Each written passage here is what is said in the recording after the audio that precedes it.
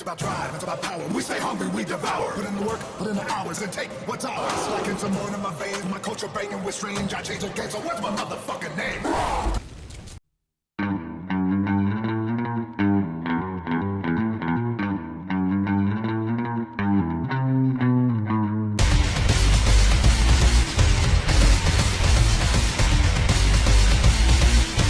Black Adam is the newest movie in the DCEU, a franchise that can't decide if it's fertile or not. It stars Dwayne Johnson as the titular character, The Rock, in his journey to acquire the drive and power necessary in order to put in the work and take what's ours.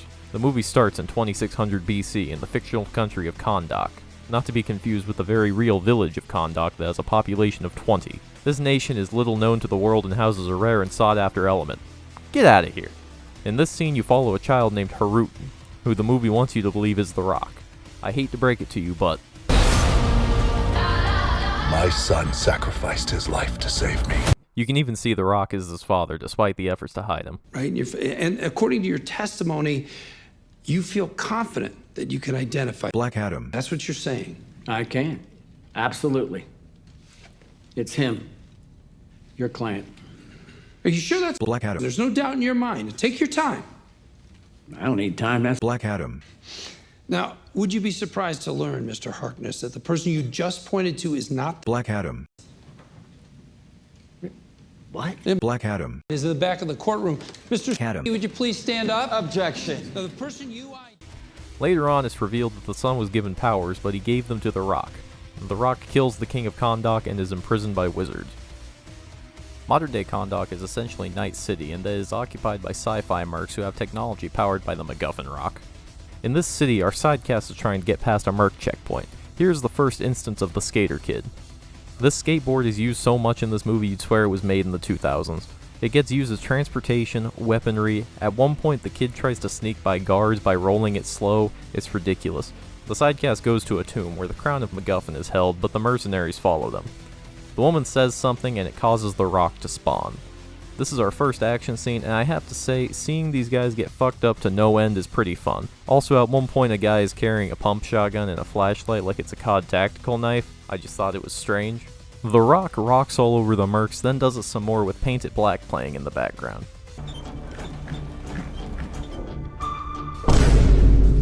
Then The Rock gets shot and wounded by a MacGuffin rocket. Cut to Hawkman talking to Suicide Woman, where she tells him that The Rock must be contained, so Hawkman puts together a team consisting of Dr. Fate, Atom Smasher, Tornado, and himself.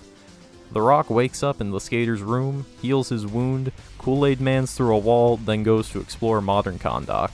The Rock fights some mercs, including a weird scene referencing the good, the bad, and the ugly. It's high noon. Which would be out of place, but technically they did set it up. Still weird. The slaughter gets interrupted by Hawkman and Dr. Fate.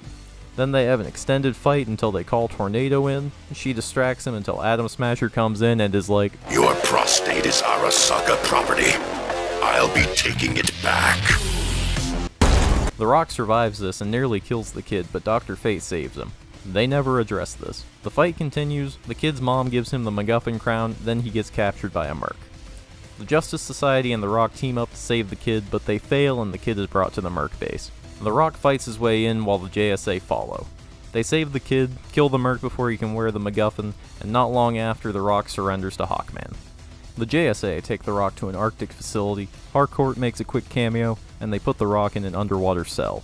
Then it's revealed that the merc did die, but since he was holding the MacGuffin, he is now the icon of sin. Dr. Fate goes in to fight the icon and sacrifices himself in the process. While fighting the icon, he FaceTimes The Rock and is like, hey, you gotta get back here. The longer the icon of sin is on Earth. The Rock escapes, powers up, then he fights the icon of sin with the JSA. They have a big CG climax while the side characters fight zombies, then the evil gets defeated. Hawkman's like, you can be my wingman anytime. Then heads home with the JSA and The Rock swears to be Kahndaq's protector.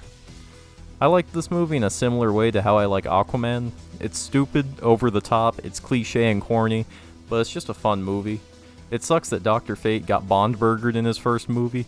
I want to erase the skateboard kid from the story. Also, the JSA has a bad case of Marvel dialogue, especially between Atom Smasher and Tornado, but it's a good time and I recommend it with a 7 out of 10.